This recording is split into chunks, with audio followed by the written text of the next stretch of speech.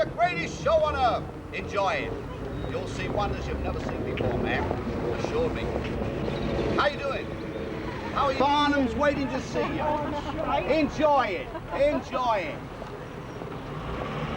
Roll up this way for the greatest show on earth. Enjoy it. This way for the greatest show on earth.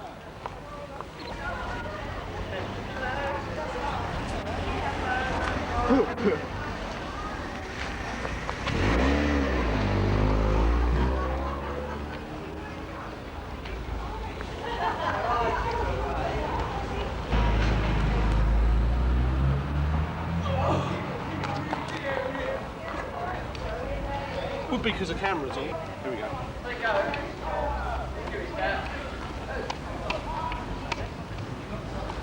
Audience.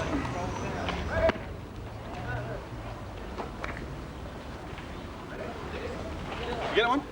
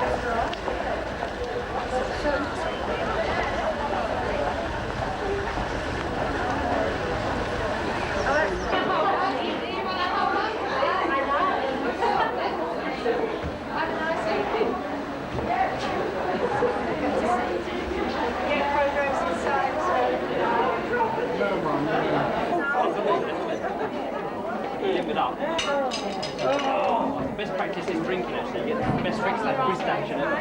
Isn't that fine?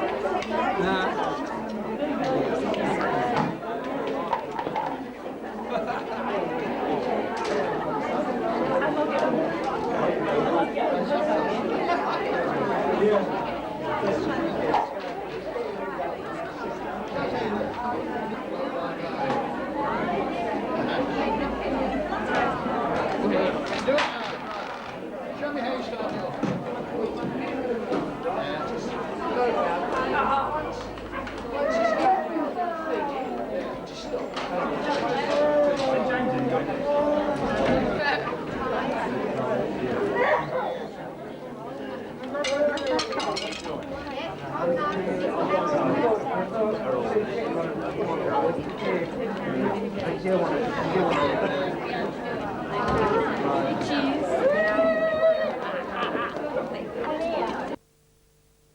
Wait until someone comes.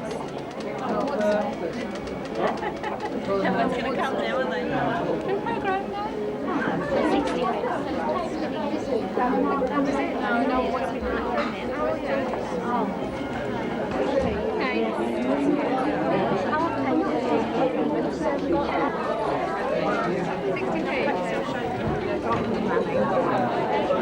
Literally crazy fell in the toilet. Are now being served in our Dean's room. Tea and coffee are now being served in our Dean's room. Thank you. Do it again. 1, 2, 3. Yes, that's why I'm studying you very, very hard. That way. Ladies and gentlemen, may we remind you to order your interval drinks in advance from the bar. There's tea and coffee on sale in the dinner room to the right of the foyer, and there are special attractions all around. The main arena is open. I don't mind, but we'll wait for the interval, I think. Especially as I'm now on video, look. Right behind you. I'll speak to you later. How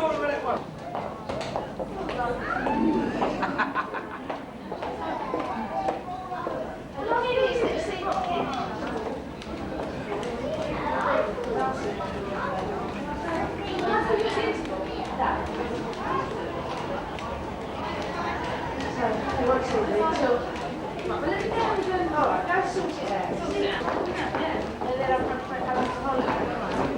I'll speak to you later.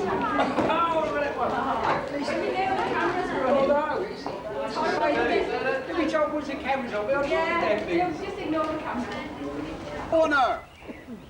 You'll see wonders you've never seen before. Believe me.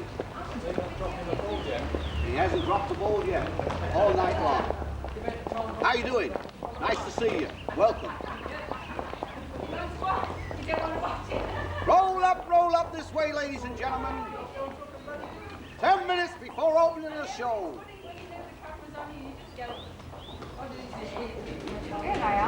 Roll up, ladies and gentlemen, this way for the greatest show on earth.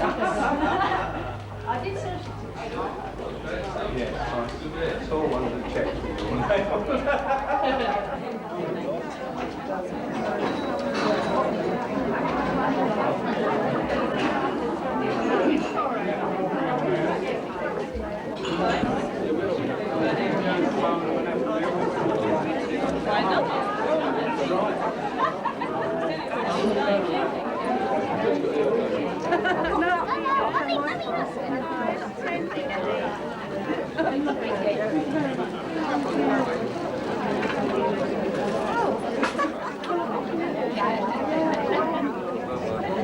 same level as you walking on.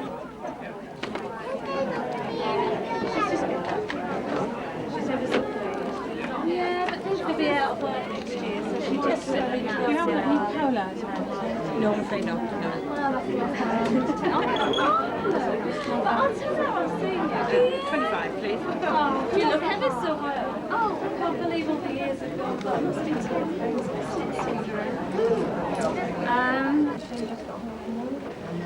It's really the same with you because it gets closer. And tomorrow, at least they're coming and going, but I mean... I'll turn it on you. You've got to talk. Right, you guys.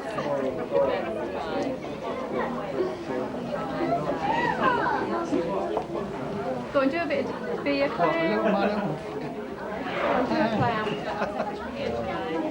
Everyone.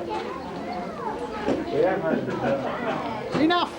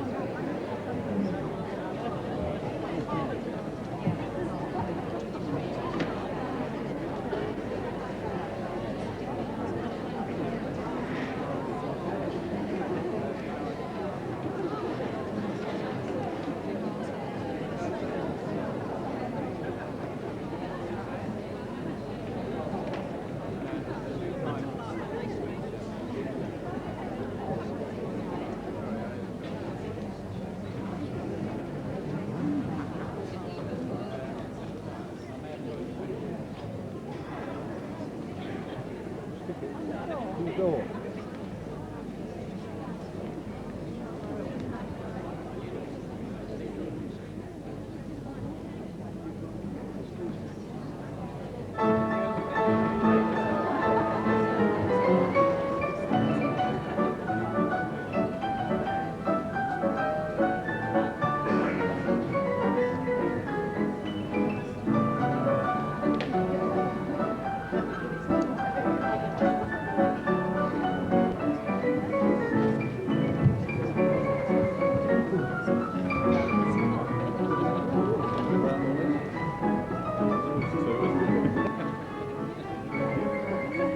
Yes. Oh, you Margaret's friend.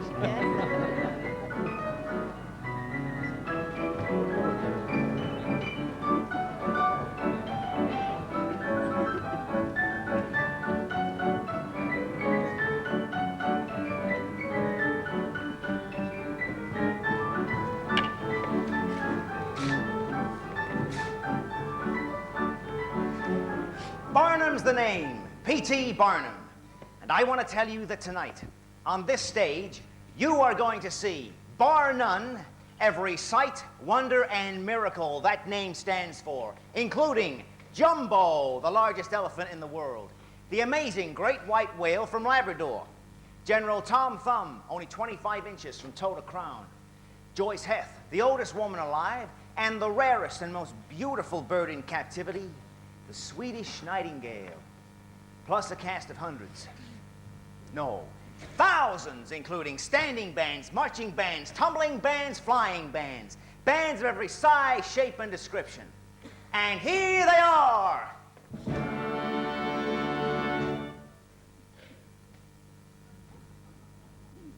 Oh, no, no, no, no. I know what you're thinking. You don't see any nightingales, flying bands, 25-inch men. But like I told you, Barnum's the name and miracles of my game, and they're all up there, mark my words. Wait a minute, where are you going? Home? Home? But I've got a point of view to expound, defending the noble art of humbug. Oh, which I happen to be in disagreement with, as it is no more than a shoddy defense of flim-flam, so it doesn't behove me to stick around. But respect for the speaker, madam, requires that you listen while he sets forth his convictions. And respect for my own convictions requires me to set forth, which I am doing. Then go, go. Isolated dissent will not deter me. One small voice can quite easily be ignored. A good day, Mr. Barnum. Unless, of course, that one small voice just happens to belong to his wife. Charity Barnum, I'll have a kiss before you leave. Oh, with pleasure, Mr. Barnum.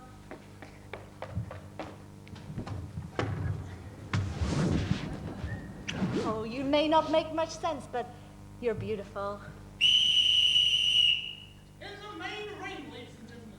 The fight to the finish struggle of Humbug versus Taruf. Flim Flam versus Fact. Mr. Phineas Taylor Barnum versus his good wife Charity. An American pageant featuring stirring music, thrilling spectacle, hilarious clowns, and savage jungle beasts. Presenting first, Mr. Barnum himself in an opening without philosophical folderol. Mr. Barnum. Now, the fact is, my wife's a perfect example of what I'm talking about. You give her a mess of hard facts, she's as happy as a clam. You serve her up some fancy, she turns her nose up like it was yesterday's fish. But whether you end up thinking that humbug is a blessing or a curse, you're still gonna buy it. Why? Because every 60 seconds in this world, a delightful phenomenon takes place which absolutely guarantees it. There is a sucker born every minute. Each time that second hand sweeps to the top like dandelions, up they pop. Ears so big, eyes so wide, and though I feed 'em bona fide baloney with no truth in it, why, you can bet I'll find some room to buy my corn, 'cause there's a sure a shooting sucker born a minute, and I'm referring to the minute you was born.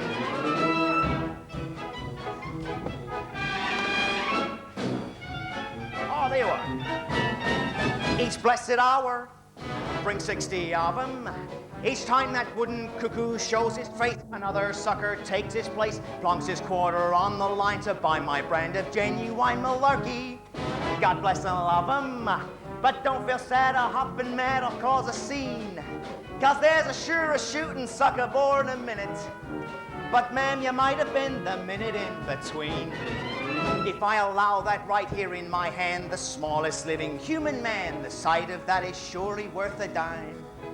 If I present an educated pooch who's trained to dance the hoochie cooch, what better way to waste a bit of time? If I imported monumental Costa lady fair whose head was lost while crossing railroad tracks to pick some zinnias, who has no ears or eyes or nose and wears pink tights instead of clothes, if that ain't worth a buck, my name ain't Phineas. Well, you say that's hogwash, well, who cares? You buy my hogwash, long as there's a sucker born every minute. Each time that second hand sweeps to the top like dandelions, up they pop. Ears so big, eyes so wide, and though my tail is bona fide baloney, just let me spin it. There ain't no man who can resist me, wait and see. 'Cause there's a sure a shooting sucker born a minute. And friends, the biggest one, excluding none, is me.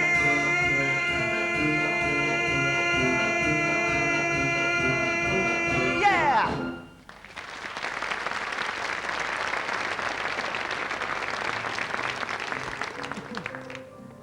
Of course, that was when our country was a pup. Alas, now it's growing up, and we ain't got no suckers anymore. I'll prove it to you. Supposing I were to tell you that I got a real live mermaid behind that curtain back there, how many of you would pay, what, 25 cents to come up here and see her? Maybe one of yous, two at the most. The rest of you, well, the rest of you, you're all so educated, you don't believe in any foolishness like a half fish, half woman. So you're not suckers. And you're missing a hell of a lot, because there happens to be one back here. And now, I'll be damned if I'm going to show it to you. No. I don't think she's at yet, Wally, so why don't you ask her to put that midi blouse on I bought for her? Don't want you getting all excited when you start opening the wine. Oh, now you're interested. Look, him back there. Oh, Mademoiselle Neptune's got no blouse on. Well, sir, it happens to be the mystic joining of earth and ocean. That is the miracle, not her uncovered bosoms.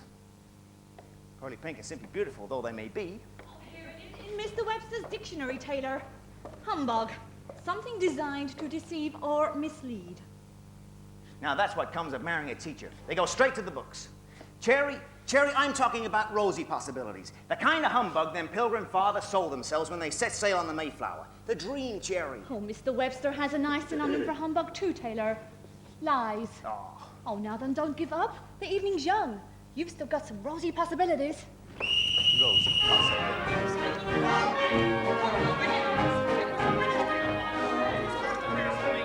Turn gold! It's a goal! Quick, people say!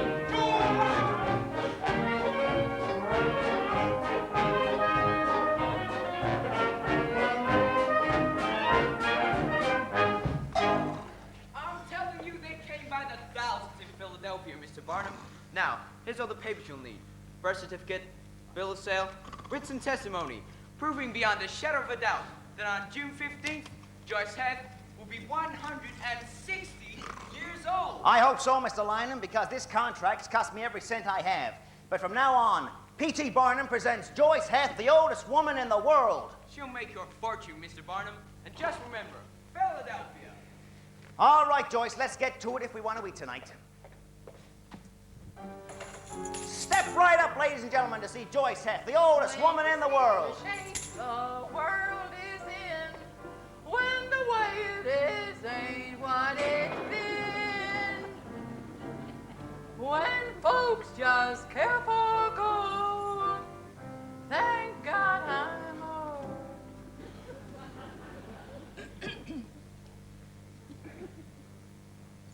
I don't get it, Joyce.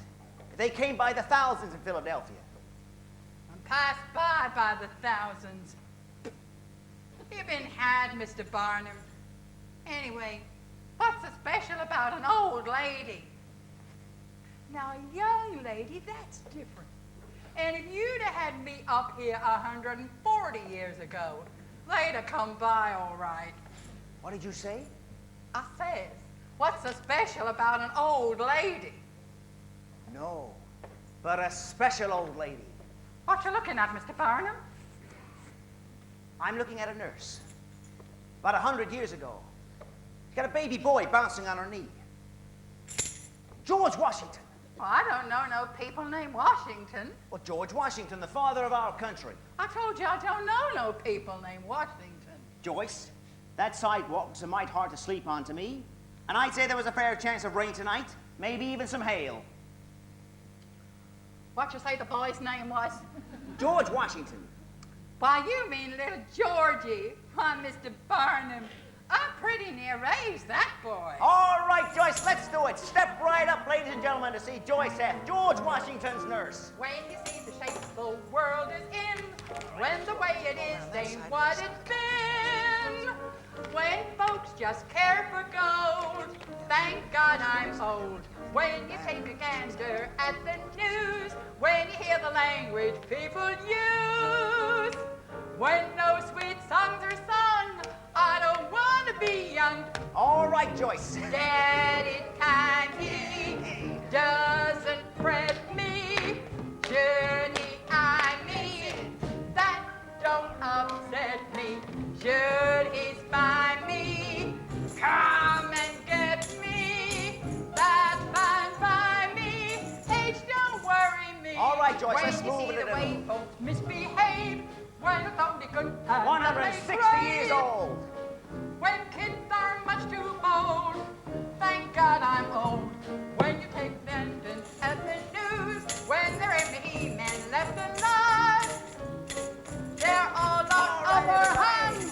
I don't want to be young. All right, Joyce. Let's do some steps for her. I can't dance. I'm 160 years old. Rain, snow, maybe even a blizzard. I'll dance. All right. Get a hold of her. That's it.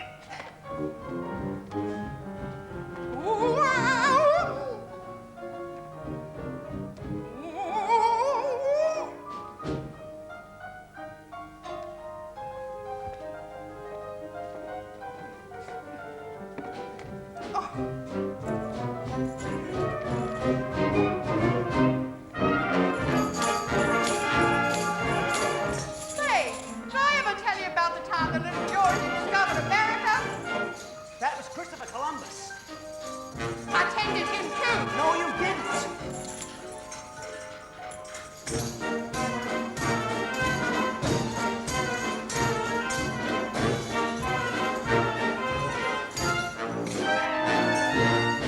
Gonna get me dressed and powdered down, comb myself a hack and go to town. See every shady street, these feet one stroll. And I'm gonna get back on the shelf, have a little nip and tell myself, though my back button's bent, my hair got silvery ends. When I see all of my friends laid out and cold, thank God I'm old.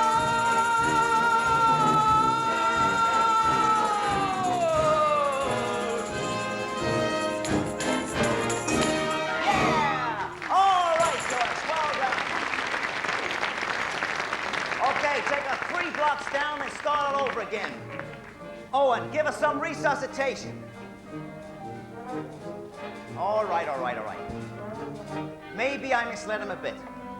But those folks went home thinking they shook the hand that held the rosy bottom of the father of this country. And that is what's known as a patriotic humbug. And there is none better. Well, now that Joyce was a success, I started signing up some new attractions. Only I needed someplace to put them. That's right, Mr. Barnum. I'm looking for a partner to run the American Museum, but I don't want no sideshows. Oh, I couldn't agree with you more, Mr. Scudder. That's why I intend filling all 5 floors with the most educational attractions imaginable, including 3 galleries of art, a lecture hall seating 2,000 people, and in the rotunda, sir, a glass tank containing a living, breathing, spouting great white whale from Labrador. And just to help you make your mind up, sir, may I present you with this courtesy ticket entitling you and a friend to 2 free admissions upon half the normal payment on any Tuesday, Wednesday, and Thursday between the hours of 12 noon and 1 p.m. is the deal, sir. Taylor Barnum, did you not have an appointment to take me to lunch at 1 o'clock sharp? It is now past 2:14. In the near ring, ladies and gentlemen, Mr. P.T. Barnum, paid that most ferocious of all jungle beasts, the female of the species, who's been kept waiting for over 1 hour and 14 minutes. Mr. Barnum will face this dangerous creature unarmed.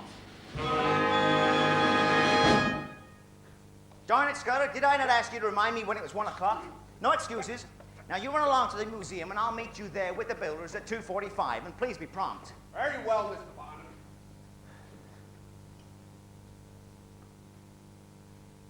Cherry? Cherry, I don't know why I ever went into business with that man. He's so forgetful. Now that is what's known as a marital humbug. The trouble is with my wife, is that it never works. Oh, hogwash, Taylor. I believe you forgot that appointment all by yourself. You see? Now, I have to pick up some pamphlets over at the Women's Emporium, so I thought we might lunch there. Oh, Cherry, you can't get lunch at that place. But McNally's Oyster Bar is just around the corner, so I suggest that we leave it up to the fates. An excellent idea. Head to the Women's Emporium, tails McNally's. I'll toss the coin if you don't mind. Oh, go right ahead, Taylor. I trust you 100%. Liver and prunes.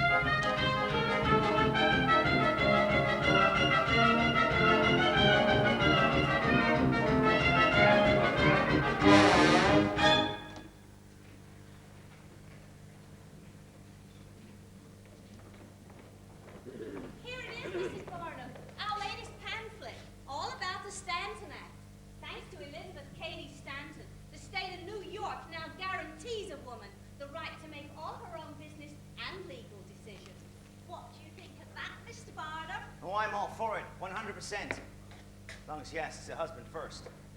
All right, McNally, bring us 2 dozen oysters and 2 large ales and put a head on them. Oh, Mr. Barnum will have the liver special, Mrs. Mortimer. Cherry. Plus fresh ball parsnips. And I'll take an extra copy of Miss Stanton's pamphlet for dessert. Oh, now, Taylor, you can tell me who this new partner of yours is. That was Mr. Amos Scudder. Him and me are going to rebuild the American Museum. With what? Oh, we haven't got $100 to our name. Well, brass and a bit of humbug. You'd be surprised how often it's just as good as gold or silver. Oh, schemes again, Taylor. Schemes and dreams. But that's my nature, Cherry. I told you I was a dreamer the first night I met you. Oh, Taylor Barnum, when a girl meets a man in the middle of the worst thunderstorm of summer, with bolts of lightning jumping off every tree and barn in sight, and thunder so loud it nearly scares you out of your wits, not to mention the dogs and cats all over the territory howling to raise the dead, oh, she don't pay much mind when a man happens to mention he's a dreamer. And I'm not saying you shouldn't have dreams, Taylor. Oh, just let them be sensible ones we can reach. Cherry, I want to excite people, stir them up, show them a glimpse of a miracle. Oh, miracle's a pretty fancy word for humbug, Taylor. Oh, Cherry, how can you say that? Well, maybe I put a high polish on the facts sometimes, but I've never taken anybody for one thin dime. Oh, you've taken them for more than money. You get them all wrought up about things that'll never be. Like a woman 160 years old. I don't mind you using the imagination the good Lord gave you. But with 2 daughters to bring up, you ought to be using it for more sensible things. Now, I happen to know Mr. Chauncey Jerome's looking for a partner at the clock factory.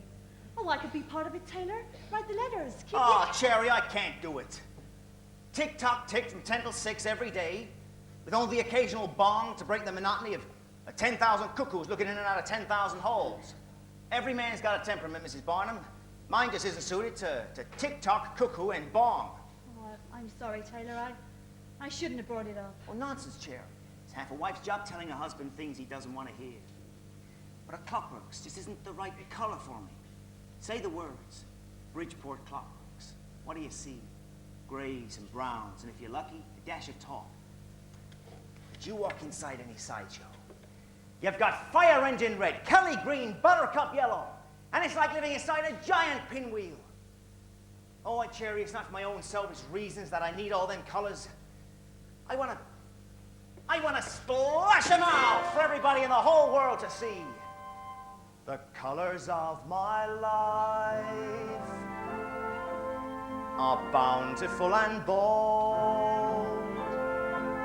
The purple glow of indigo, the gleam of green and gold, the splendor of a sunrise, the dazzle of a flame,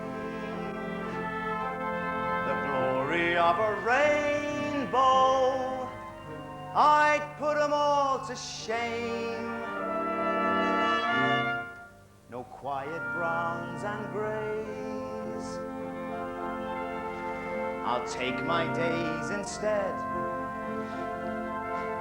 and fill them till they overflow with rose and cherry red.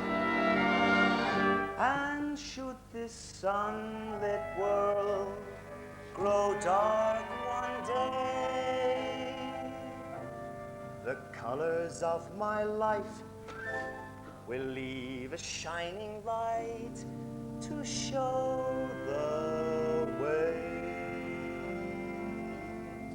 Oh, that's well and good, Mr. Barnum. But your greens and reds aren't going to be much help if you don't get those builders started. Cherry! Cherry, you wait right here. I'll be back in 5 minutes. Maybe 10. A half an hour at the outside. Cherry? Cherry, if I'm not back by 6 o'clock, why don't you come over to the museum? You can't miss it. It's on the corner of Ann Street and Broadway. It's got a big red sign with purple letters and gold trim, and it says, Barnum's American Museum. The splendor of a sunrise, the dazzle of a flame, the glory of a rainbow, I'd put them all to shame.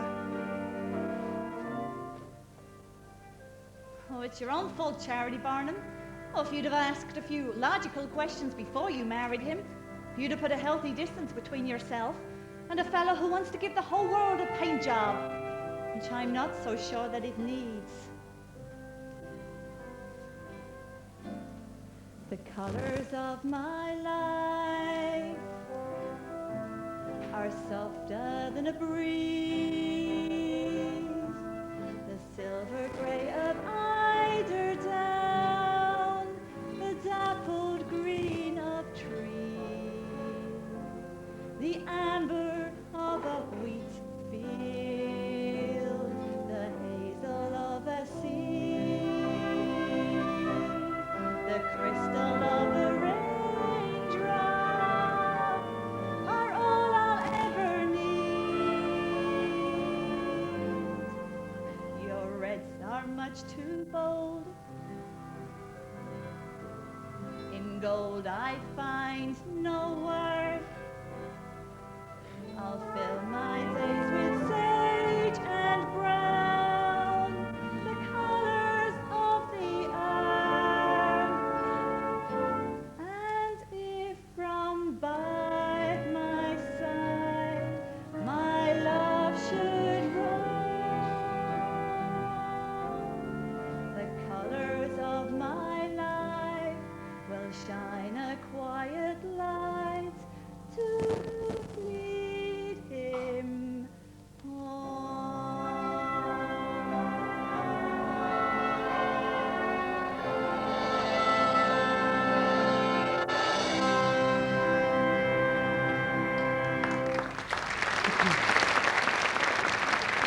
For children of all ages, a cascade, a caravan, a cornucopia, a cavalcade, a cataclysmically comical clowns!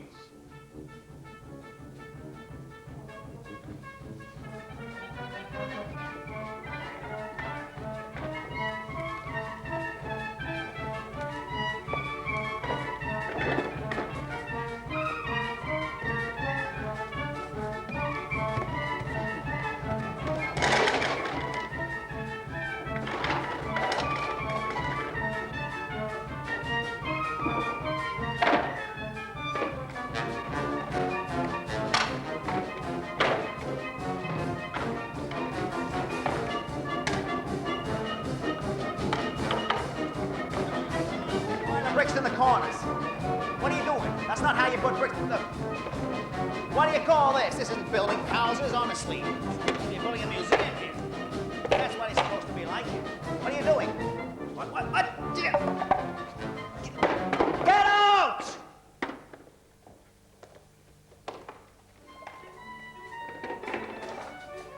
Oh, Cherry, I've bitten off more than I can chew. Oh, nonsense. But we got an opening first thing on Monday morning. Oh, we'll be ready. Do you propose building an entire museum from top to bottom in 2 days? I do, my treasure. But how, my dove? Slowly. Slowly.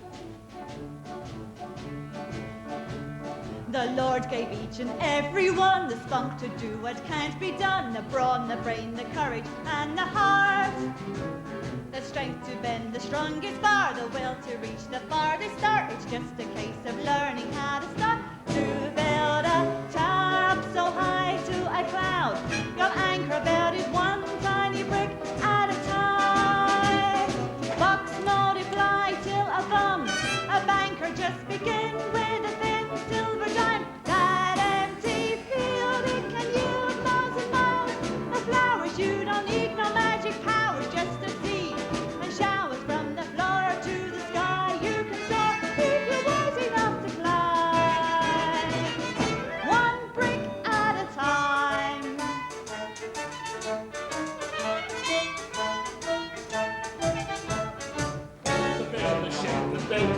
You lay the keel and raise the mast. Begins with just a simple rhyme. Becomes a stick to pick your teeth. Sharpen up your knife, take your time. One stalwart chap with a cup and a bunch of hours he can scoop for the salt from the sea. Box open up, turning bells, to bowers all begun by just one bumblebee. To ride with these symphonies or a taste, Gazati filled with trills and obligati. Start with four, Salati, leave the rest in the dust. Be the best if you're just content to climb one brick at a time. Just take a brick and place it on the ground to make it stick. Pour mortar all around, a cup of lime, then stir until it's hard, and up she'll climb, by inch, by foot, by yard. A sill, a door, a ledge, a window pane, then drill some more, raise up a weather vane, a roof, the proof, not going slow like this, a splendid edifice can climb. Tower up so high to a cloud, you'll anchor about it one tiny brick at a time. Box multiply till a thumb, a banker just begin with a thin silver dime. That empty field can yield miles and miles of flowers. You don't need no magic powers, just a seed and showers from the floor to the sky. You can soar if you're wise enough to climb. One brick at a time, one single solitary brick. One brick at a time, one single solitary brick. One brick at a time, one single solitary brick. Ooh. Ah. Ooh. Ah. Big. Ooh. Ah. One brick at a time. Yeah!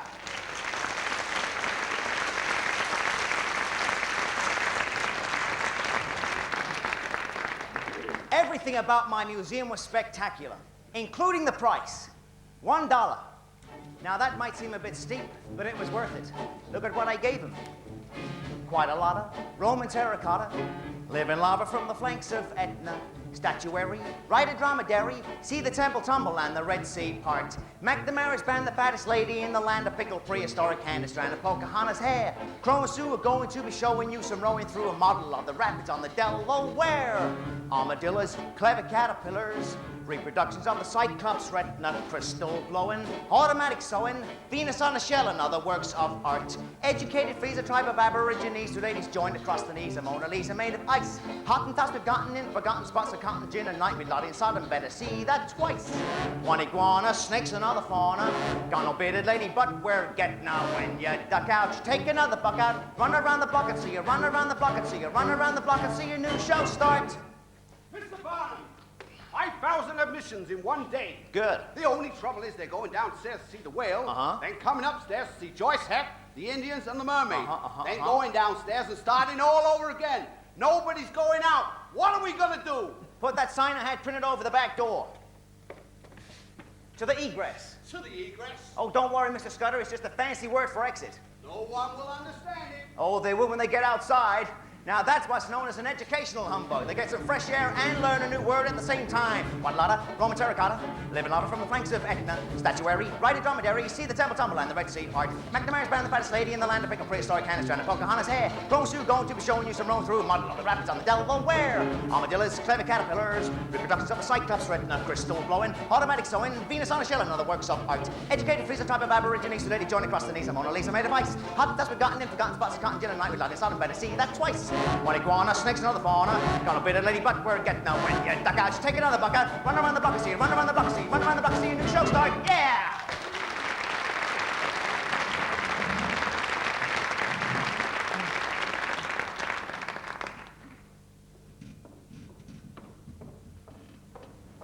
Now, I don't want you to turn around until I tell you. In the main ring, ladies and gentlemen, Mr. P.T. Barnum, Grand Master of the High Wire, tries for a triple somersault. And falls, which gets him plenty burned up. All right, now. Oh, good Lord. Oh, they're real. Oh, what's the man done? Oh, a foolish thing, Cherry. Married a hard-headed, cold-eyed, tough-talking New England woman who's kept my crazy world from going up in smoke for 14 years. Happy anniversary! Oh, Taylor! Oh, put me down, put me down. Oh, I might have been foolish enough to marry you, but that doesn't mean I can't count. And our anniversary isn't for 6 months. Not us, the museum. Oh, Cherry. Oh, did you forget we opened our doors to the public exactly 1 year ago today? Now, I want you to go upstairs, change into your best silks and satins, because you, me, and them pearls are going to go out tonight and celebrate at Rector's Restaurant in New York City. Oh, I am sorry, Taylor. I am not going to any Rector's restaurant. The food's too rich, the people too fancy, and I don't want to even discuss the prices. I'm staying right here. Marital humbug number 2.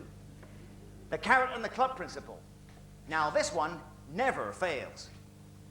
Now, see here, Cherry Barnum.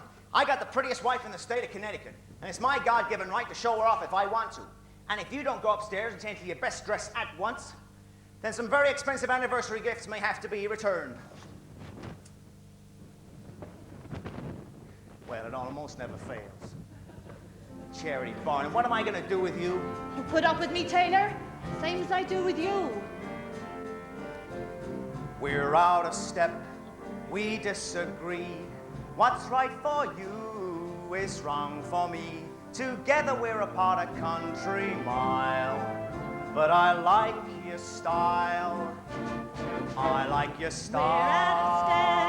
We're out of step, we disagree. What's right for you is wrong for me. When I propose, then you protest. What's my delight? You just detest. Too sweet a fight to ever reconcile. Too sweet a fight to ever reconcile. But I like your style. I like your style.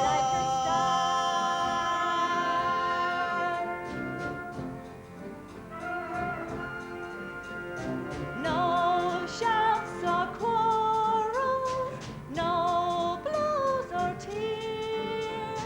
One simple fuss to dissect and discuss for the next 100 years.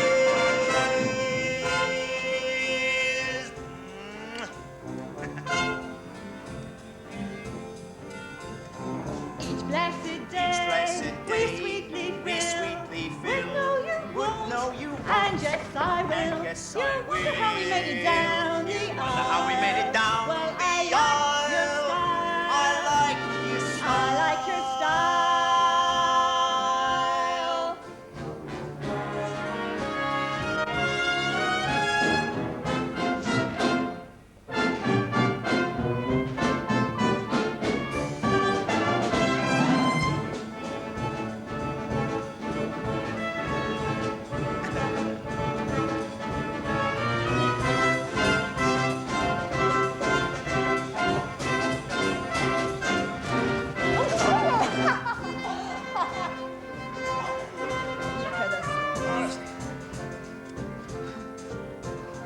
Each blessed day, we sweetly fill with no you won't, and yes I will.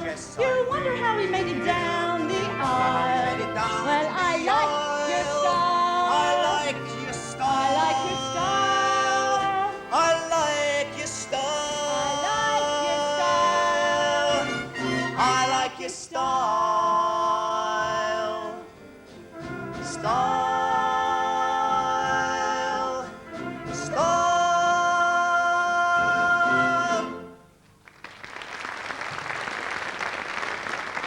Oh, very well then, Taylor, I'll change my dress. But it isn't to show off these pearls in front of your fancy New York friends. It's because I'm still in love with you, you great fool. And I want one of your damn marital humbugs to succeed. Cherry, Cherry, how can you say such a thing? I've never tried to humbug you. Why, I'm shocked that you even suggesting such a thing. Mr. Barnum! Not now, Mr. Scudder. Can't you see that I'm lying to my wife? Mr. Scudder. Mr. Scudder, sir. What brings you out here this time of the night? Fire, Well, Mr. speak up. Is there something wrong? A fire at the museum. What? It's no use you going down there. There's nothing left. I'm sorry, Mr. Barnum. Mr. Scudder. I hope I'm being humbugged, sir. Alas, Mr. Barnum, you never taught me how. Mr. Scudder! Oh, now, Taylor, I'll tell you right now, I don't intend dancing any gallops. Oh, I haven't had time to change my petticoat. And it's that same old muslin one. But since the only dance you know is the waltz, I don't anticipate any problems. Evening's off, Cherry.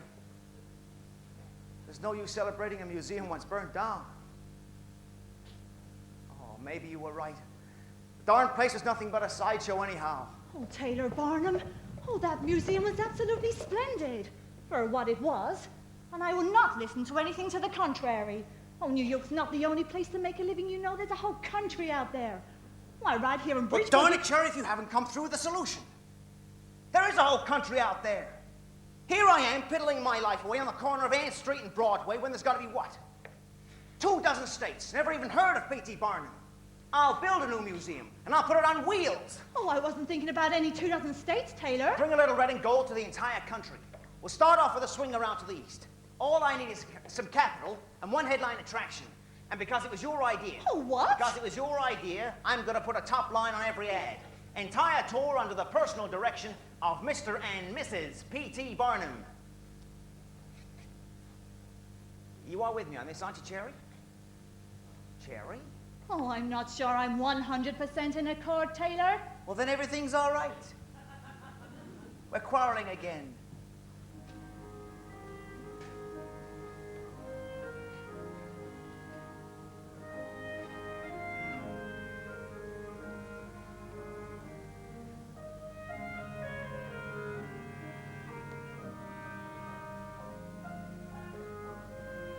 I hope I'm not interrupting, Mr. Barnum.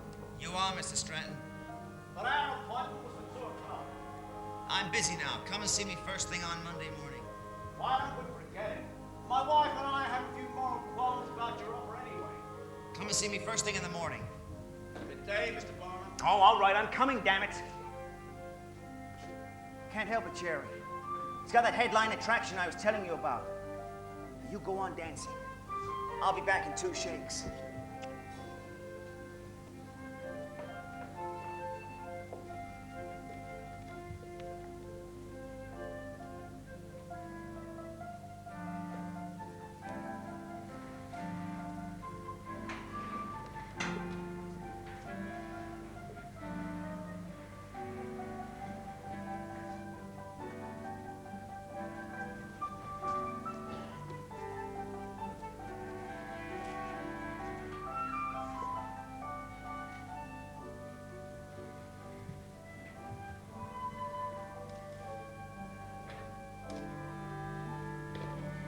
And now a deliciously droll advertisement as Mr. P.T. Barnum juggles 3 slippery Strattons in the air.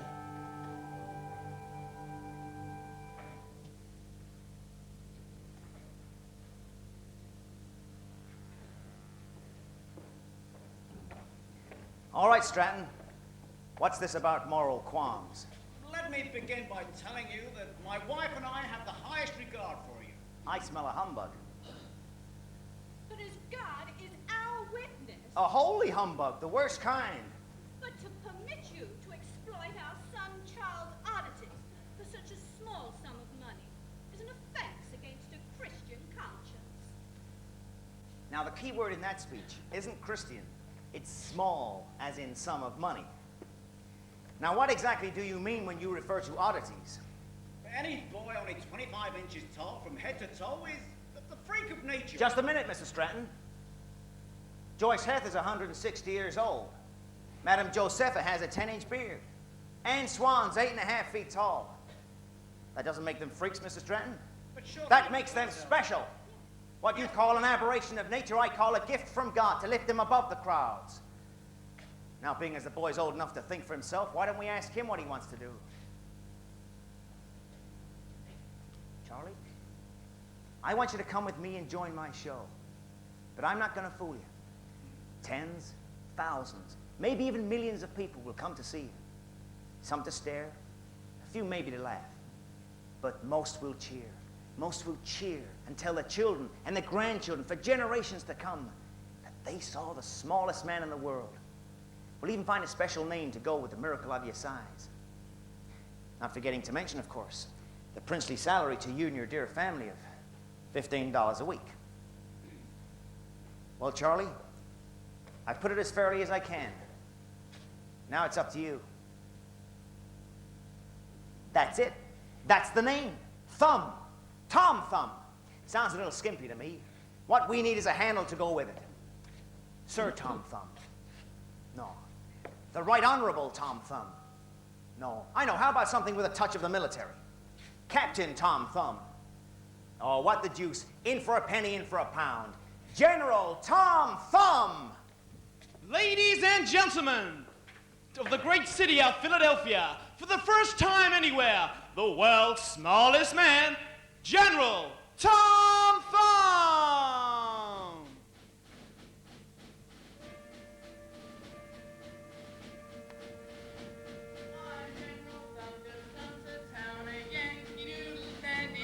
I bet your scrap washed it down with just a nip of brandy.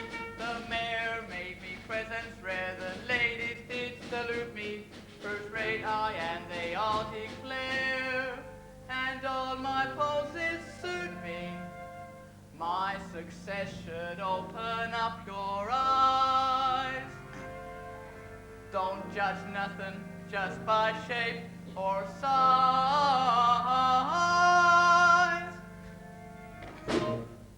Bigger isn't better, taller isn't braver, stronger isn't always wise. Smaller isn't necessarily lesser, got to come in any size. Lady luck and favor, just a little shaver, over 6'3". Brains in any tussle, mouth that flows muscle, bet your life I'm glad I'm me. Ladies and gentlemen, General Tom Thumb's engagement has been cancelled this evening due to his command performance at Buckingham Palace. Bigger isn't keener, larger isn't bolder, higher might be low inside. When you need to lean up on a friendly shoulder, narrow's just as good as wide. See the mighty lion sitting there crying, bitten by a tiny flea. Mam's was colossal, what's he now a fossil? Bet your life I'm glad I'm me. What's strong in both may lag along in brains and heart. That handsome Hulk might be a Lilliputian medley, consequently. Though he shows his shoulders twice as big as boulders, if the brain's a tiny pea. When you're in a pickle, he ain't worth a nickel. Bet your life I'm glad I'm. Bet your life I'm glad I'm me.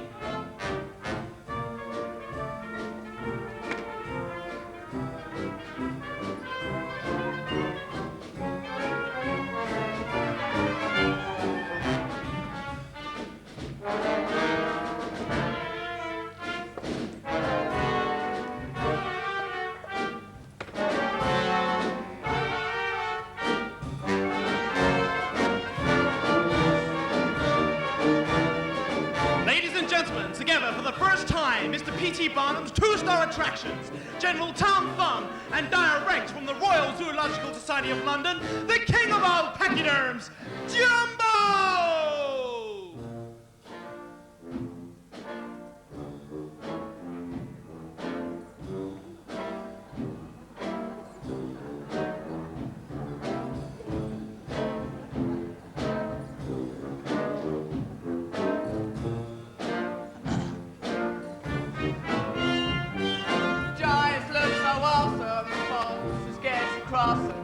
Nonetheless, I guarantee Smally Shanky Doodle, if he's in the middle, beat the hawkaboodle, using just his noodle. Bet your life I'm glad I'm me.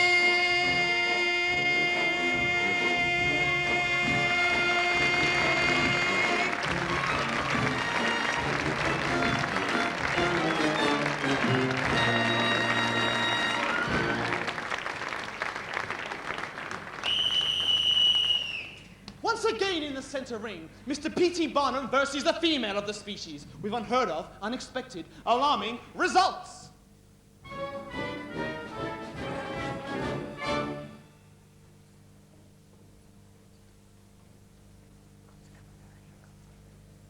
Stubborn nonsense, Taylor. Well, Tom Thumb might have been the smallest man on earth, but you've managed to tell some pretty tall tales about him. He's not a general, and his name is no more Thumb than mine is. I call that trimmings, Cherry. Was Joyce Hexage trimmings too, Taylor? Well, that was justice. I took all the years that most women knock off their age and added it onto hers. Well, be that as it may, Mr. Barnum, but if we have to be in the exhibition business, you could at least find yourself one respectable attraction. Look, Cherry, now let's stop. Mr. Barnum, on my congratulations. Julius Goldschmidt. We met last autumn in New York. I caught your show here in Boston last night. Absolutely splendid. Why, thank you, Mr. Goldsmith. Cherry, you remember me mentioning Mr. Goldsmith? He's the gentleman who presented Mr. Booth on his last tour. Of course. Well, what brings you to Boston, Mr. Goldschmidt? Boston's home to me, Mrs. Barnum. I just stopped up for a short visit before sailing to England. Saying that Swedish girl made such a stir over there. Oh, Jenny Lind. Oh, I've read all about her. 2 command performances before the Queen. Lind. Lind, yes, of course. The India rubber lady who could tie a knot in her right arm. Jenny Lind's an opera singer, Mr. Barnum. And according to the critics, her voice is the most glorious sound ever heard. But you'll get a chance to see for yourself when I present her first concert next fall to Castle Gardens. Better get started. That New York train's due in a quarter of an hour. Mr. Barnum? Mr. Goldsmith. Mrs. Barnum? Great pleasure, and I look forward to seeing you in the fall. Well, what's the matter, Taylor? That Goldsmith's a nice fella. And I wouldn't like to see him lose his shirt. Oh, you don't think he'll be able to sign up Miss Lind? That's just it, I think he will. And I don't think the American public's gonna fill any hall just to hear a singer. Oh, I'm not so sure you're right. You heard what the man said. 2 command performances. It's high time you found yourself an attraction like that. Now, let's not start all that again or we'll miss the Chicago train. And besides, I wouldn't know how to begin. Oh, it's very simple. We toss a coin. Tails, we continue as we are. Heads, I run the rest of the tour, and you go to England and make a deal with Miss Lind's agent. Cherry, what would I say to Mr. Goldsmith? Oh, that you're afraid New York would never buy an opera singer, and that you didn't want to see him lose his shirt. I call that a lie, Cherry. I call that trimmings, Taylor. Oh, bon voyage, Mr. Barnum. Cherry, this is uncharted territory. Oh, I'm equal to it, Taylor. And so are you. Oh, Cherry, wait! It wasn't too late. I could have missed the train and followed Cherry west. But I didn't. I made the train, I made the boat, and I made the deal. All I had to do now is figure out one thing.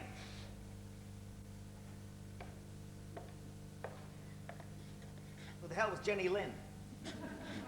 Still, as that fella Shakespeare once said, what's in a name anyhow? It's titles the public wants. I'll call her the scintillating songbird from Scandinavia. Nobody likes that one, right? The songbird who scintillates from Sweden. You still don't like it. All right, I've got it. The singing Swede. Yeah, you like that one? All right. Unfortunately, Cherry already had the posters printed, so we're stuck with calling her the Swedish Nightingale. Well, you can't win them all.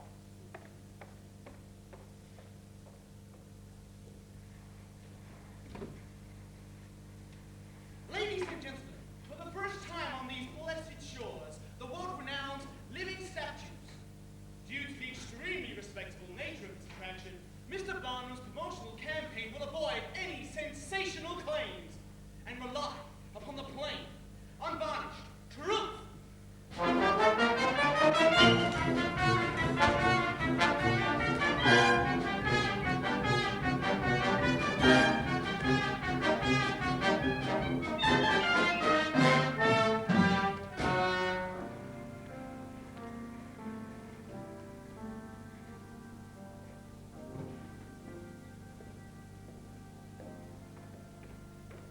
P.T. Barnum, Miss Lind, welcoming you on behalf of 1,230,000 citizens to the proud city of New York.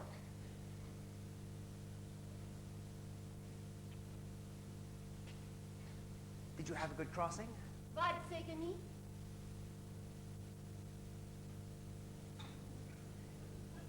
Come again? Förlåt, men jag förstår inte extra. Miss Lind. Miss Lind, this here is the United States of America. Here we speak English. Engelska. Henry, get me a hall. Miss Lind, you've got to give a concert tonight on this stage. Ja, in concert. In English, Miss Lind. I know one learn English. You've got no choice. Choose. Choice. Choose. Choice. Choice. That's good. Gid. Good. Gid. Good. No good. Oh, that's good. That's good. Good evening. Evening. Evening. Evening. Evening. Evening. Evening. Ladies. Ladies. Ladies. Ladies. Ladies. Ladies. Ladies and. And. And. And. And. And. And gentlemen. Gentlemen. Gentlemen. Gentlemen. Gentlemen. Oh. Good. That'll have to do, I guess. And anything they don't understand will have to pass off as European style. Oh, and smile, Miss Lind. There's one thing no American can resist. It's the smile of a beautiful woman. Well, no American man, anyhow. Well, I've got to be getting out front now, so good luck. Vad säger ni? In English, Miss Lind. In English.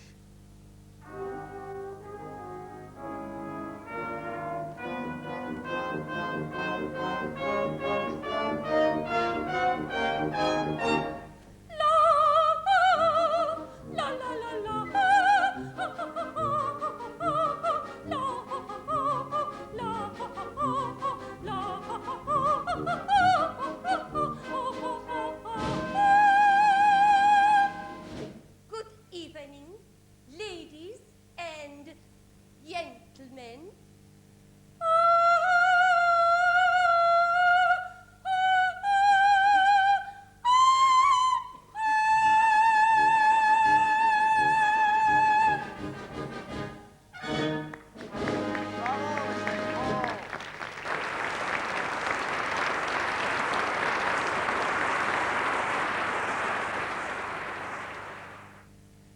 Ladies and gentlemen, Miss Lind thanks you for your kind reception of her program, and asks if she might sing one last song. A song she sang at her first concert in Sweden, and which she dedicates tonight to a new American friend. Karlak oss till das Sweda later.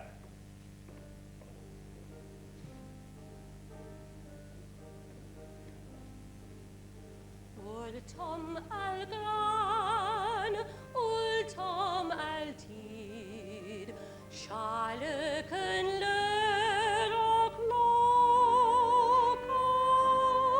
kärleken vind, branner som eld, sprängen den högsta mur.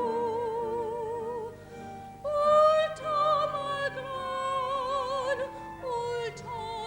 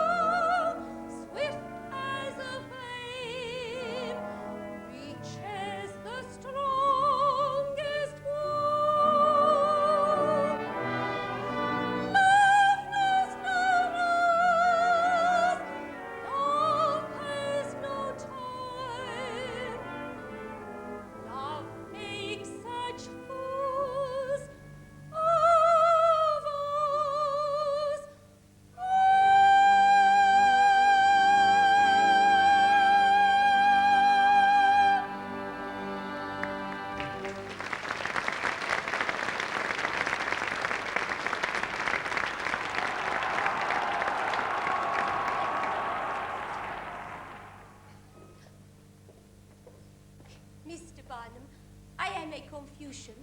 Many gentlemen asked to go with me to the celebration tonight, and I know not which one to choose. Well, pick whoever strikes your fancy, dear lady. Very well. I choose a scholastic person, my English teacher. Well, now, Miss Lind, I am a Confucian. Taylor, the carriage is waiting. Well, I'll be right along, Cherry. The mayor of the city, also he asked to escort me. Miss Lind, Taylor, please hurry. I want to freshen up at the hotel before the reception. Perhaps another time.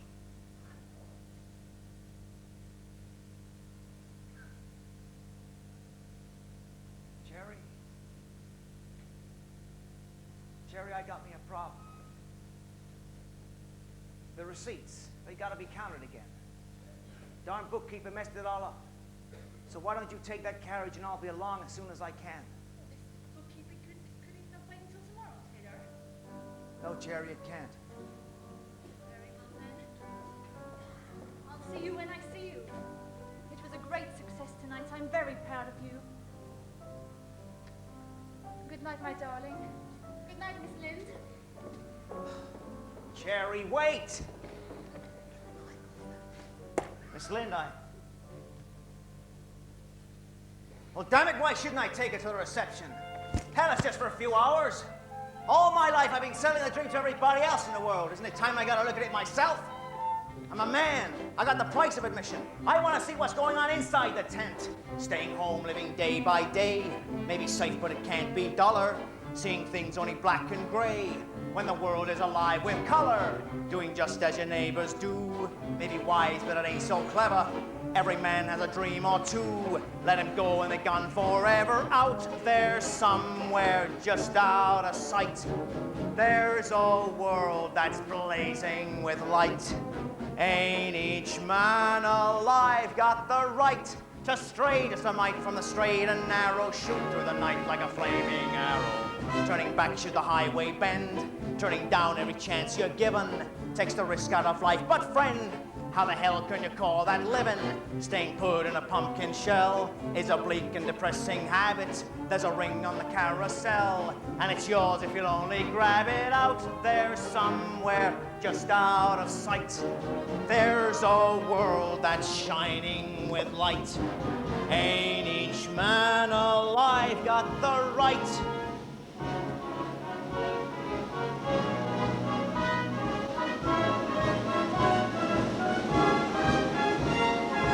Once in his life every man decides, once where he stands on the road divides, once on a hill where the morning grows, once if he will he can see those fires glow, flags streaming, spires grow, towers gleaming, in a land where the dawn is clear, in a sky where the sun's forever, on the plain where it's spring all year, and the dark of the night is never. Somewhere out there, just out of sight, there's a world that's shining with light.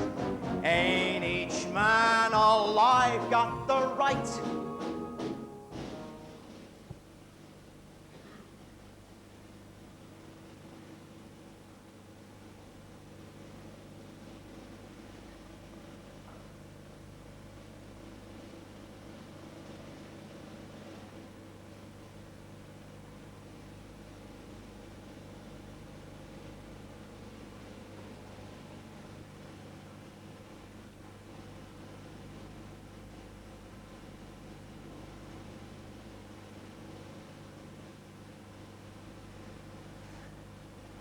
Come on.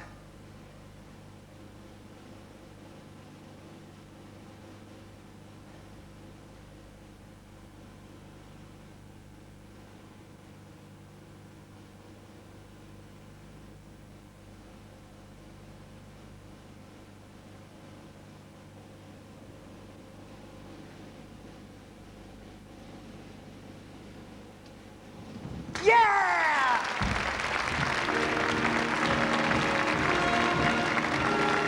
Once in his life, every man decides. In the main ring, ladies and gentlemen, the latest international sensation, the rarest, most beautiful bird in captivity, the Swedish 90 Once in his life to forget the past. And Mr. Phineas Taylor Barnum in their amazing Ascension Act with gorgeous pyrotechnic display. With his own two eyes, what lies out there?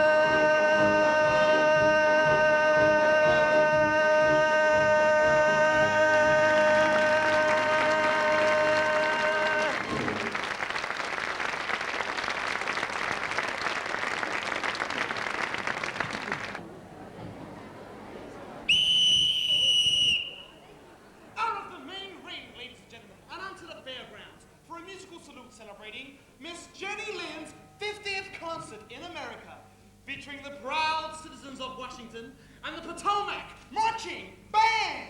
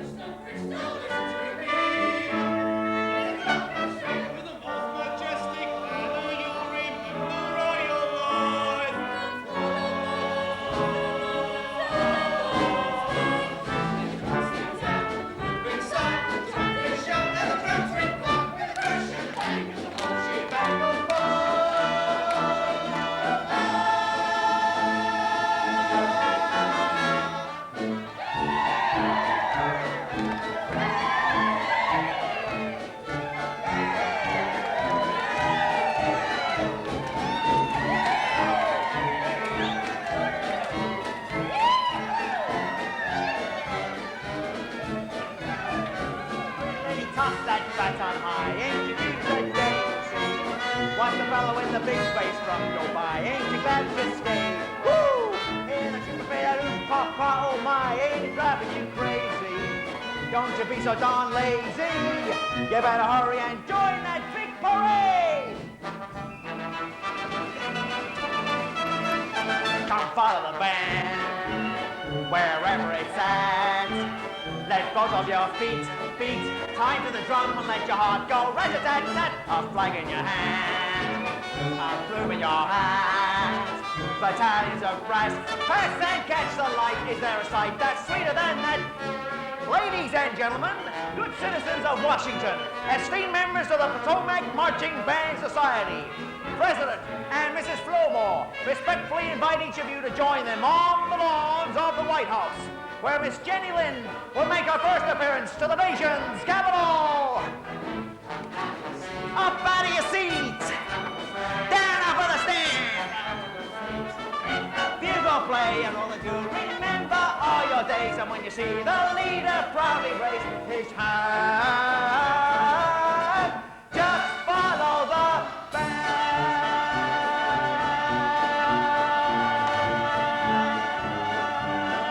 Da da da da da, yeah!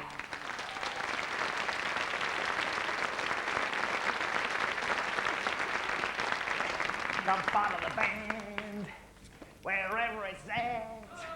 Let both of your feet beat time to the drum. Let your heart go rat-tat-tat-tat. Oh, damn it, Wilton. Don't I even get one evening off? Miss Lane asked me to remind you that the reception starts at 7 o'clock sharp. And since President Fillmore is a stickler for punctuality... Oh, this whole tour's been nothing but tea with the president, supper with the senator, reception for the Chief Justice. When do they find time to run the country? So help me, Wilton. I'd give up this whole tour just to get away from. Oh, you don't mean that, Mr. Barnum. Oh, yes, I do. Old Goldsmith's been after me to buy Miss Lynn's contract. I've got a good mind to sell it to him. Oh, it was all right in the beginning when we had to turn an opera singer into a nightingale. But the only thing I'm getting out of that bird now is money. And it's not enough. It's my own damn fault. I humbugged myself into thinking I needed some more color in my life. And she humbugged me into being respectable. A miserable state of affairs as far as I'm concerned. So I might as well be miserable being respectable with someone I love. But I thought you and Miss Lane... Yeah, so did I. But I was wrong.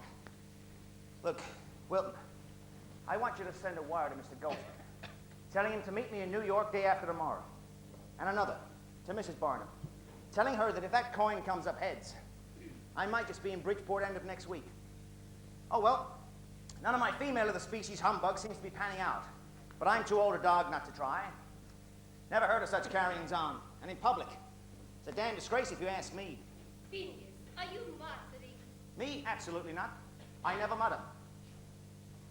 I'll just ignore it. I never mutter.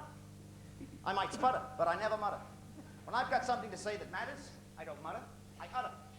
But it's still a damn disgrace. I think I know what this is about. The way the French ambassador smiled at me last night. Wrong. What do I care if some weaselly-eyed Frenchie smiles at you? The way you smiled at him. One of your number 2 special trembly ones.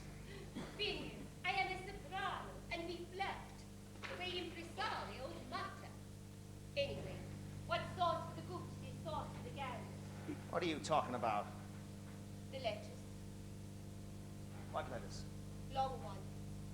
Dave. To a lady in Bridgeport, Connecticut. Now, if you were willing to give up those letters, I might be willing to give up my trembly smiles.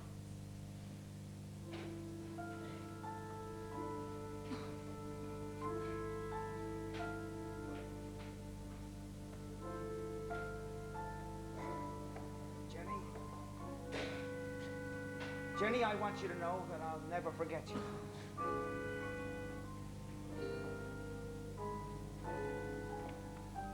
It has been a lucky 6 months.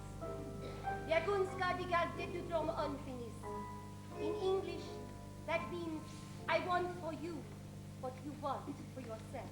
Oh, that's a kind wish, Jenny. All I've got to do now is figure out what it is that I do want. Well, at least we know what it isn't. This game of love amuses,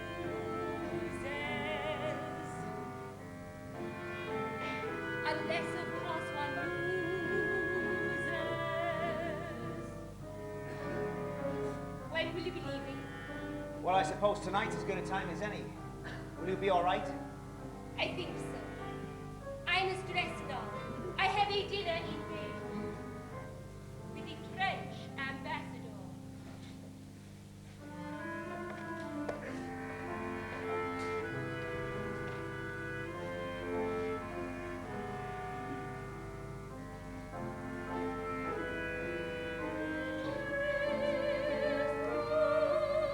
Have you seen the figures for Boston, Mr. Goldsmith?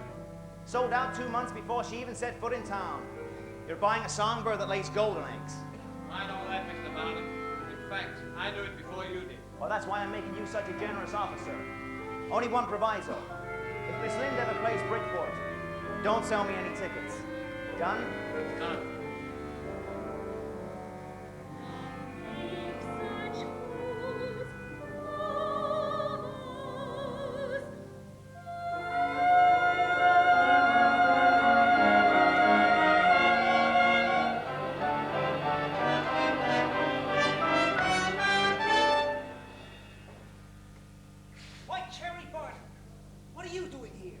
came up heads again, and I still think you're beautiful.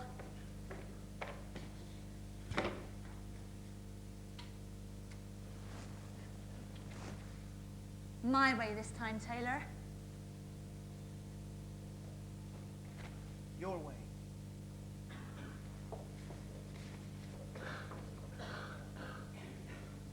Out of the tent, away from the midway, without the benefit of buttercup yellow, Kelly green, or cherry red. The Bridgeport Grand Opera and Pageant Company presents Mr. P.T. Barnum as he lives his life in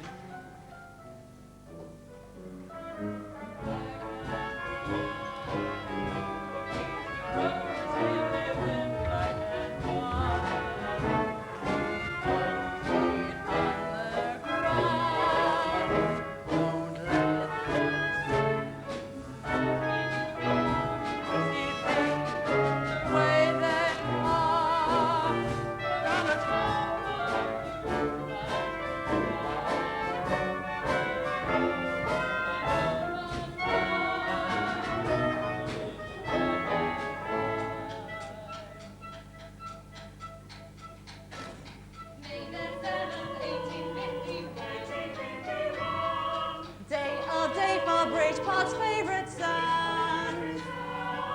Living Wales he sent to Hades, likewise Swedish singing ladies, and the local clockworks he will run.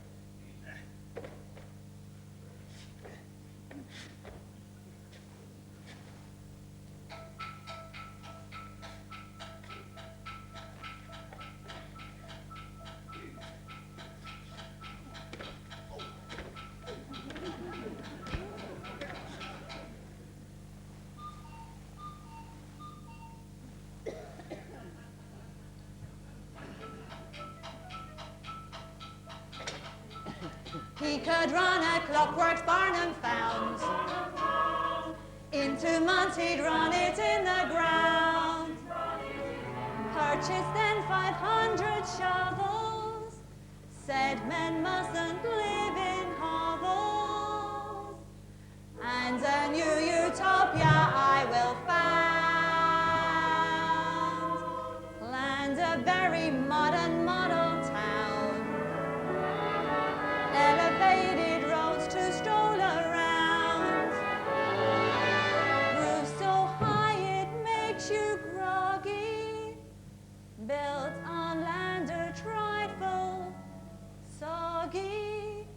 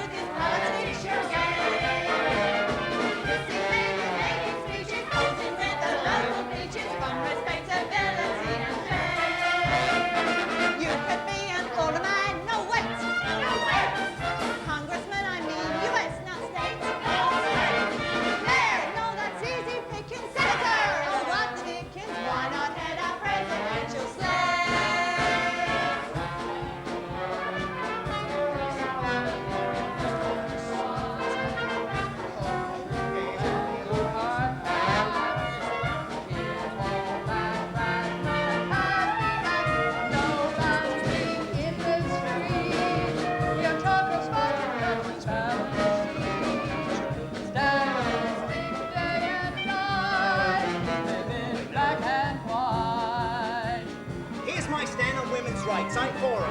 Hooray! Slavery of any form's a name. Taxes have to be increased to help the folks who have the least. Tobacco away with ban as of today. Sherry and Lizzie, they're getting away. You've got to let me bring some color into this campaign or they're going to beat me. Oh, Cherry, you've got to release me from my promise. Oh, very well then, Taylor. Go ahead.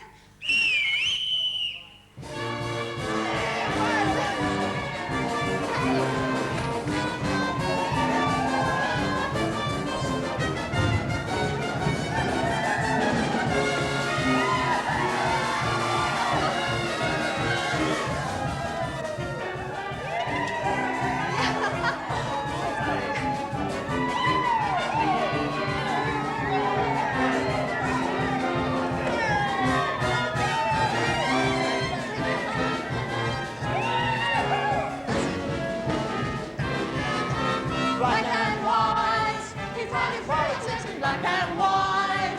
So long, ta-ta, good night. Bye, bye, bye, bye, black And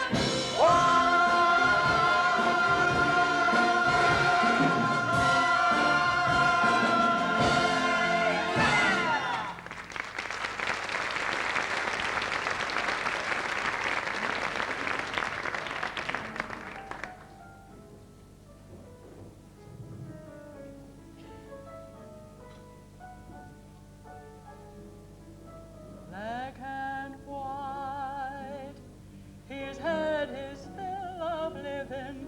Black and white, so long, ta-ta, good night.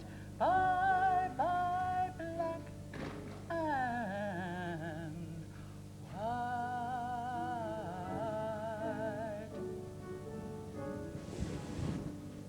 Outside the tent, after the show, behind the scenes, and beneath the makeup.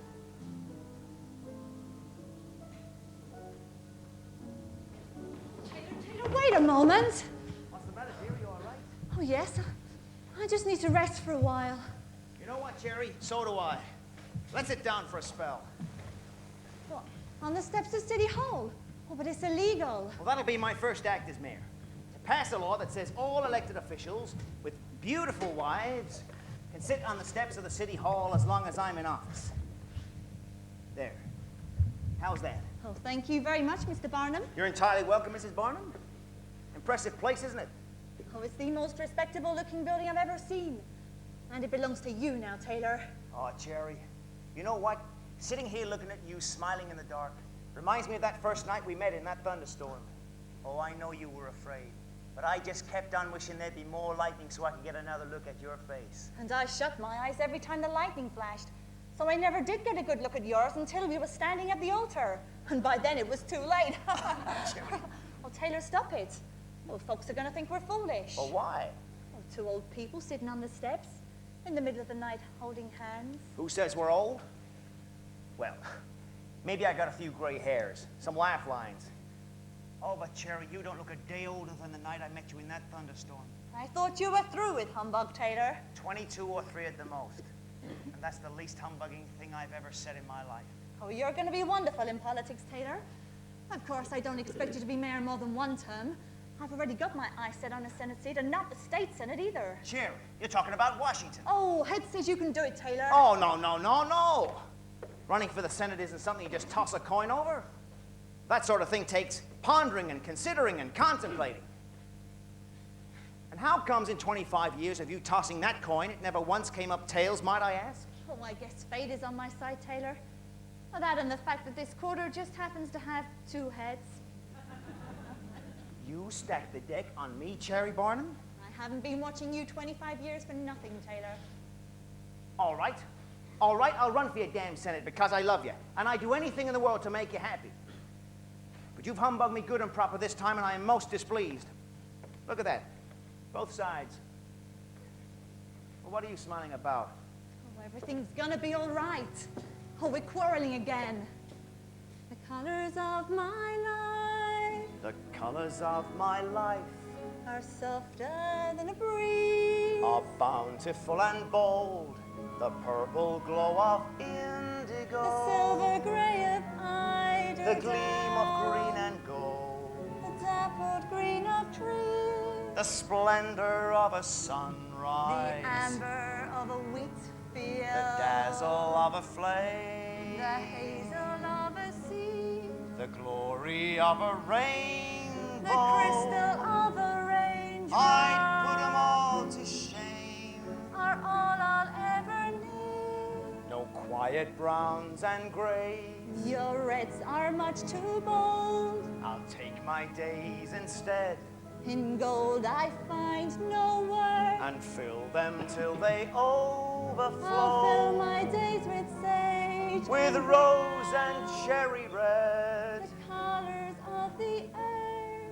And if from by my side my love should roam,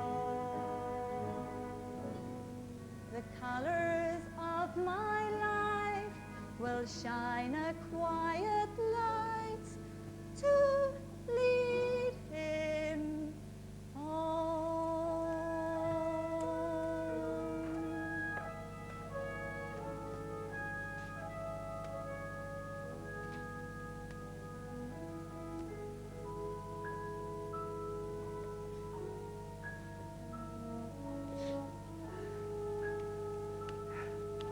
Jerry? Jerry? Jerry! On behalf of the party, Mr. Barnum, may I say how sorry we all are.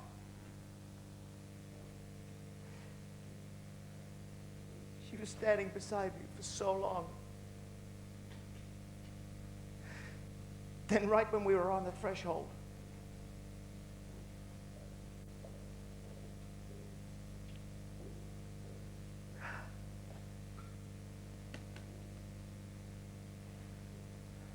now, I don't want you boys to worry. Because during this campaign, I'm going to be stronger than ever. We worked a long time for this nomination. And it's an election I don't plan on losing. Mr. Barnum, I'm afraid there's been a slight postponement on your nomination. What? What Mr. Templeton's trying to say is that the party's position has changed, giving the nomination to Alexander Whitaker. What are you talking about? What are you talking about? I've been barnstorming for the past 6 months on the strength of your promise that I'd get that nomination. The decision's out of our hands, Mr. Barnum. But in 4 years, you'll be a prime candidate. Oh, I don't want to wait 4 years. I made a promise to somebody I'd be in Washington in January. If I can't be there then I don't want to be there at all. Good day, gentlemen. But Mr. Barnum... Get out!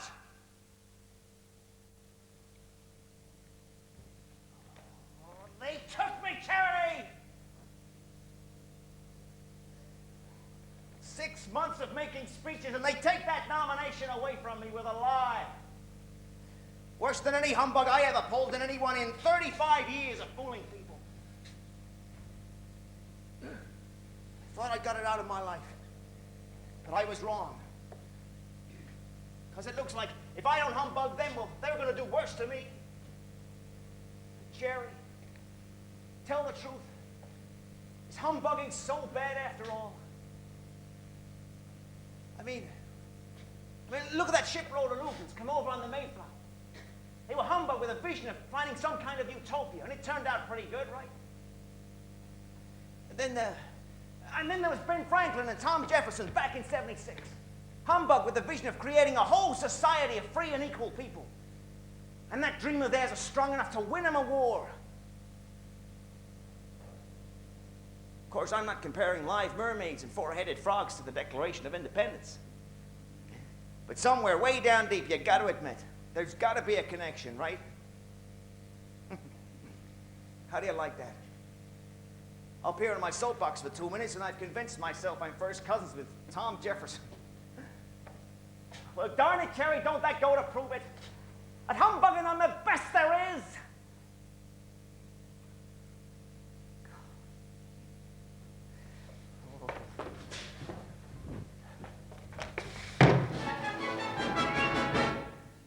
The Prince of Humbug.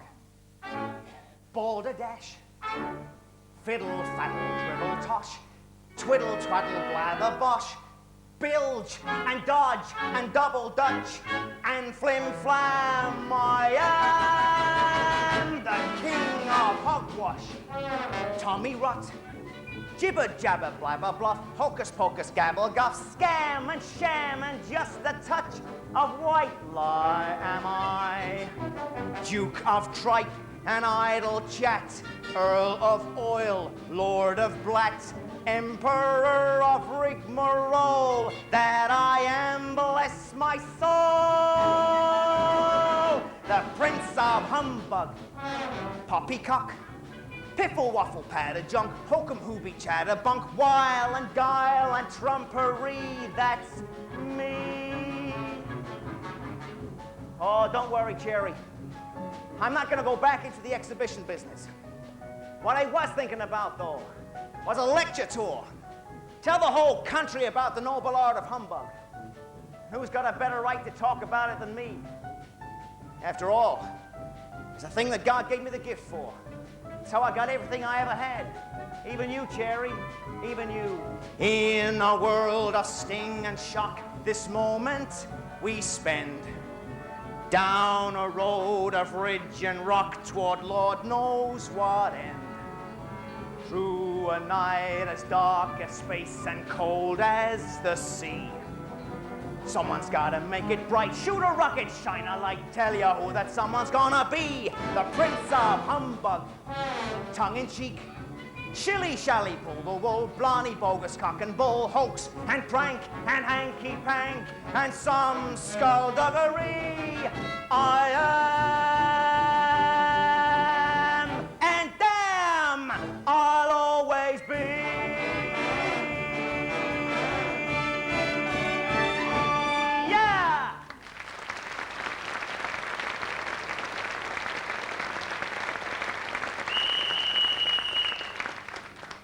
The main event, the greatest contest of them all. P.T. Barnum, unarmed, alone, without a net, in a struggle to the finish, with destiny. Bailey's the name, Mr. Barnum, and I'm here for my 3:30 appointment. Mr. Bailey, I've given the matter a great deal of thought, and I'm afraid the answer's no. Mr. Barnum, I sent those plans and photographs over a week ago. Didn't you get a chance to see them? Oh, I saw your photographs, and your menagerie looks pretty good. But I've been out of the exhibition business for a long time now, and I've got no intention of getting back into it. But of course, if you don't mind a bit of advice. I'd welcome it. Well, you've got to hook your attractions to the mood of the country, sir. It's 1880, and with Grant in the White House, we're expanding our boundaries. Your show looks good, but it's too small. There ought to be, what, 10 elephants, 20 clowns, plus acrobats, bareback riders, fat ladies, a whole family of jugglers, 6 up on the high wire.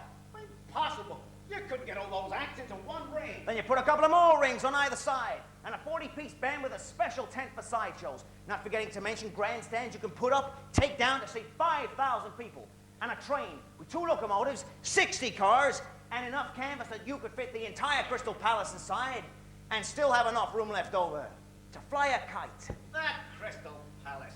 Mr. Barnum, I hope I'm not being humbugged. Why, Mr. Bailey, whatever gave you that idea?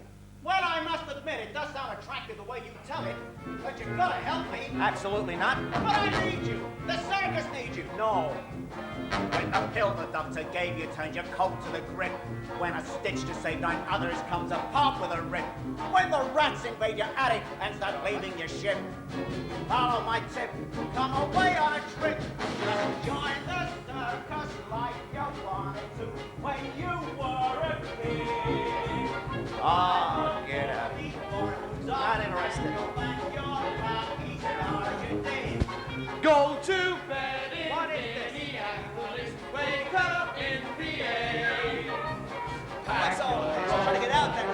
Home again, ready to roam again, ready to stray. Bless my soul, I'll never go home again. When the circus comes your way. Oh, like I said, Mr. Bailey, I've got no intention of getting back into the circus. Try the salesperson. They'd be interested. I still this. And the hole in your purse. When your 9 to 5 is boring and you fight a nice verse. When you sneeze instead of bless you get jizzed. What's going on?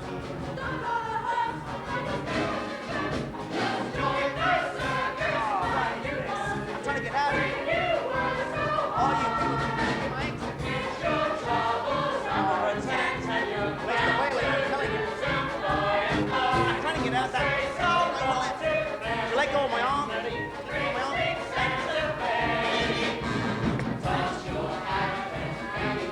Oh, how am I supposed to do this?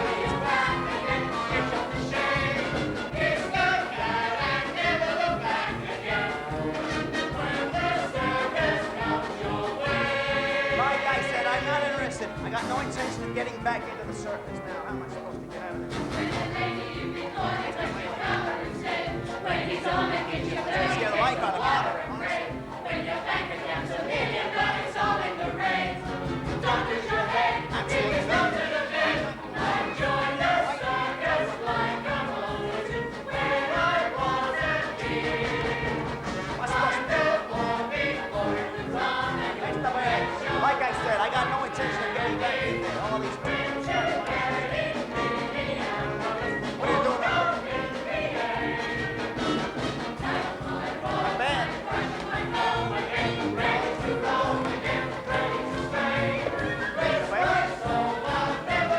Are you listening to me, sir?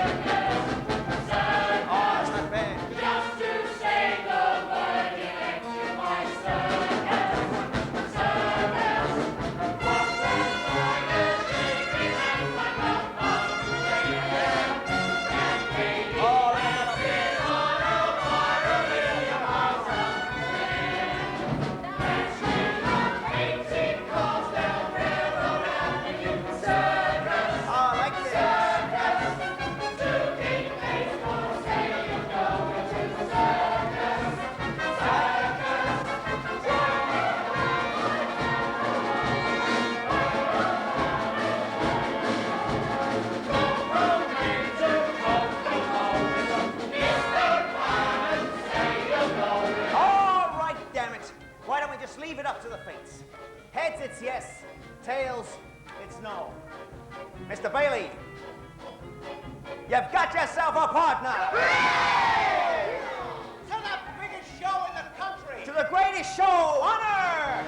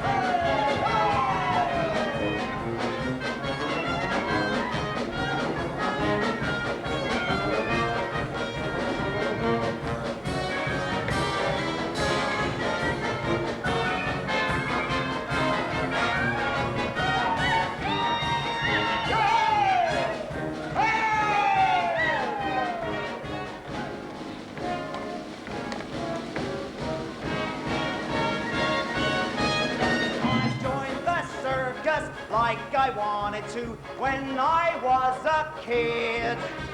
Climbed aboard before it moved on, and you bet your life I'm glad I did. Went to bed in Minneapolis, woke up in VA. Packed my roll, my brush and my comb again, ready to roam again, show me the way. Bless my soul, I'll never go home again. From the day I joined the circus, be proud to say you joined the circus. Step right this way and join the circus. Just take a banner in your hand.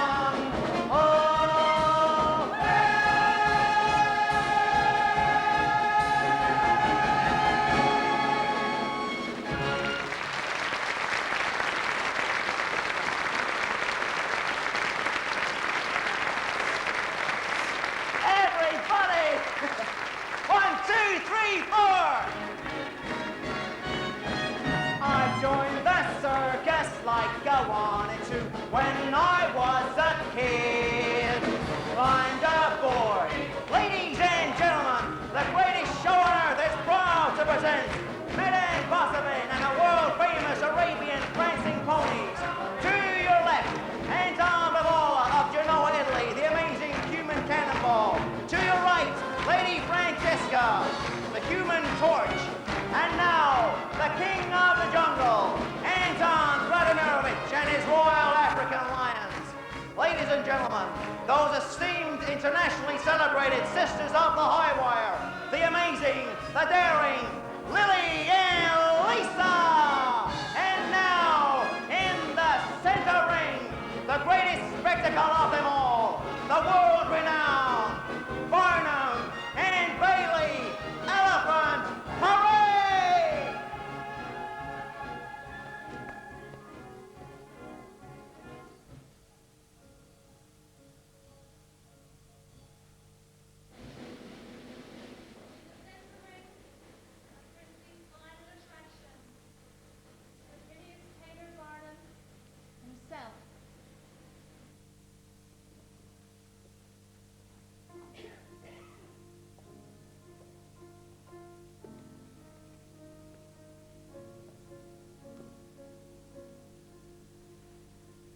Of course, that was a long time ago.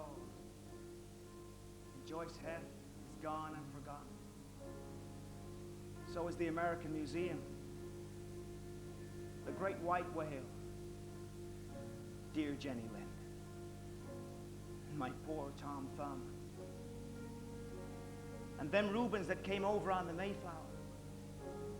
Well, they've all gone to dust. Tom Jefferson's just a memory. And old Franklin's flown his last kite. And my kind of humbug has disappeared. That's a pity.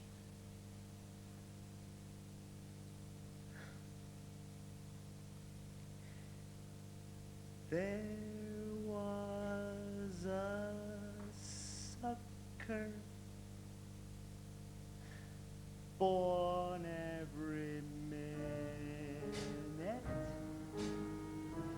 Each time that second hand swept to the top, like dandelions, up they pop. Their ears so big, their eyes.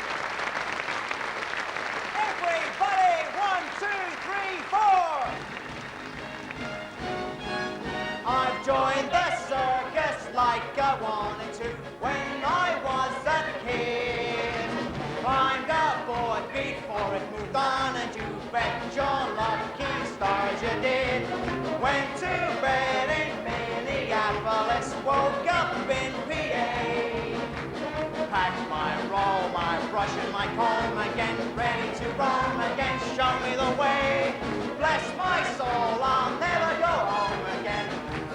From the day I joined the circus, step right this way and join the circus. Step right this way and join the circus. Just take a banner in your hand.